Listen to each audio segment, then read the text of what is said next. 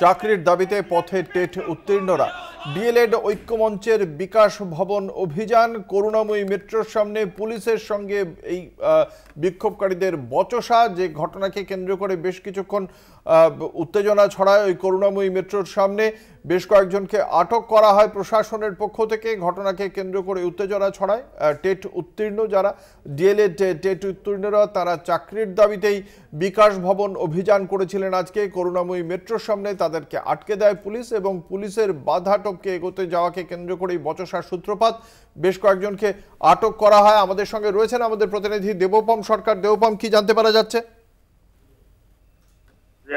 আমরা দেখলাম যে প্রায় দুপুরবেলা 12টা নাগাদ যে 2022 সালে টেট উত্তীর্ণ ডিএলএড আর যারা চাকরি প্রার্থীরা তারা কিন্তু বিকাশ ভবন অভিযানের ডাক দিয়েছিল।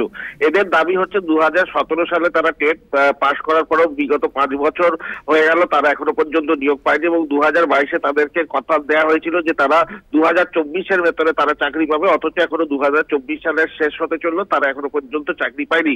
কবে তারা চাকরি পাবে এই জানতেই কিন্তু তারা বিকাশ ভবন অভিযানের ডাক দেয়। কিন্তু বিধাননগর পুলিশের কাছে কিন্তু আগাম খবর ছিল, সেই জন্য তারা করুণাময়ীতে আসতে গেলে আন্দোলনকারীদের সেখানে তো তাদেরকে আটকায়, কিন্তু পুলিশের বাধা অতিক্রম করে তারা এগোতে গেলে পুলিশ তাদেরকে কয়েকজনকে আটক করে। পরবর্তীকালে তাদের তরফকে বুঝিয়ে বলা হয় যে তারা যদি কোনো প্রতিনিধি গিয়ে বিকাশ ভবনে ডেপুটেশন দিতে চান তাহলে তারা পুলিশ কিন্তু 2-3 জনকে অ্যালাউ করলেও করতে পারে। এরপরে কিন্তু তারা একটা ডেপুটেশনের কপি পুলিশের কাছে হ্যান্ড ওভার করে তারা কিন্তু আজকের মতো সাময়িক বিরোধী দেয়, কিন্তু তারা হুঁশিয়ারি দিয়েছেন যে যদি সদুত্তর তারা না পান তাহলে তারা বৃহত্তর আন্দোলনের পথে হাঁটবে।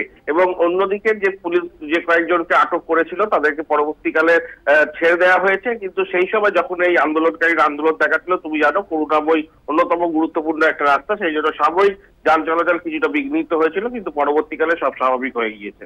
ধন্যবাদ। আমাদের সঙ্গে ছিলেন আমাদের প্রতিনিধি দেবপম সরকার।